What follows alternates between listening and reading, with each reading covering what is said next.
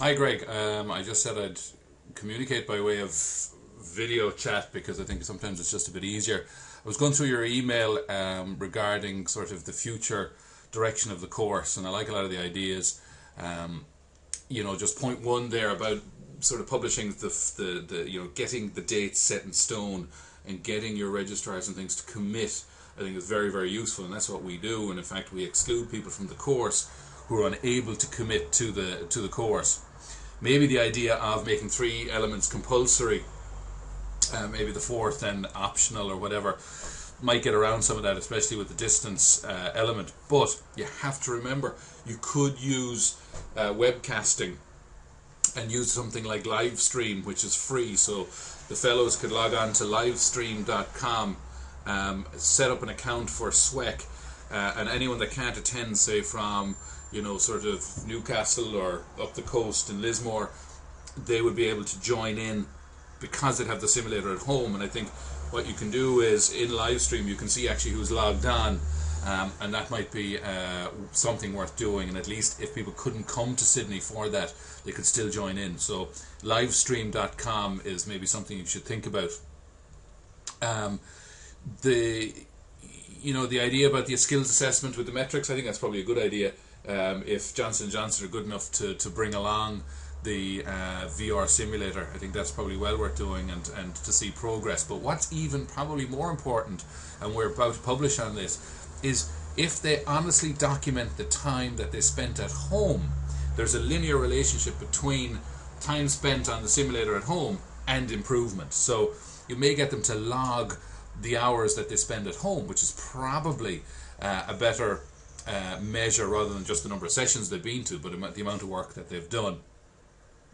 An MCQ and VR testing, look, that's a work in progress for everybody. Nobody's ultimately agreed on the optimum way to assess, but I think it needs to be a blend of theoretic knowledge, which would be examined in an MCQ, and skills. But now how you examine the skills, be it on the box simulator or on on a VR simulator, is up to yourselves. But I think it's in fact, from comparison and from research purposes, I think it'd be well worth actually testing people on the box, testing them on a VR simulator, and see if there's a correlation between the scores, which would be quite useful, because then theoretically you could do away with the VR simulators from the point of view of assessment. The syllabus then that we have, it's up on the SWEC Lap Sim Training website. The exercises are up there bit by bit by bit, and as I said, with refinement, what we can do is we can release the modules month by month for you, whatever way you want to do it. Point number 8 there, that you need to get the trainers back at the end of the course.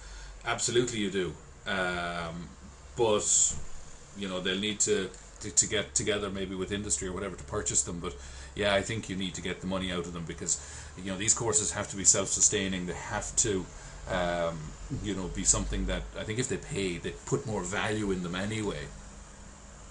And again, though, the skills modules, the point that you make there, number 9, the skills are different to procedures, and you can move on to ectopic cysts, hysterectomy, appendicectomy, cholecystectomy, and we're doing that in our current course with the surgeons. In fact, next Friday week, we're moving into appendixes and ovarian or ectopics, and we're teaching both sets how to do those. So it's about learning and about taking an interest in your career and in your skills.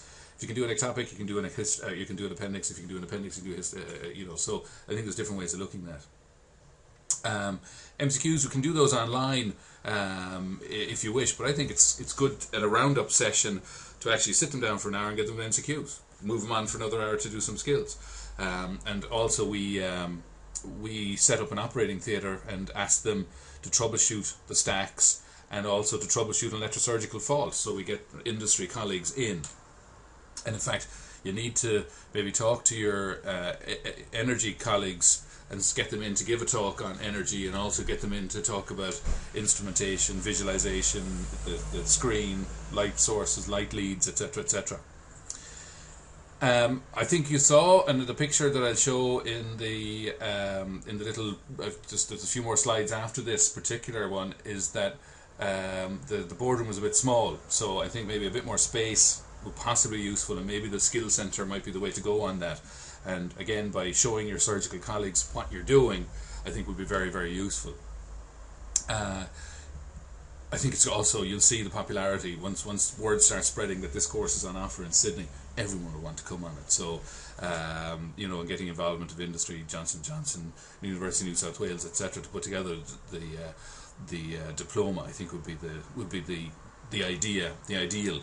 So, so just to go through those points with you, the next slides now you'll see are just a couple of things about the up and coming elements of the course, and we'll just discuss those. Hi guys, just to add to the email, I just said we talk about the next session of the course and subsequent sessions. I think things went very well before.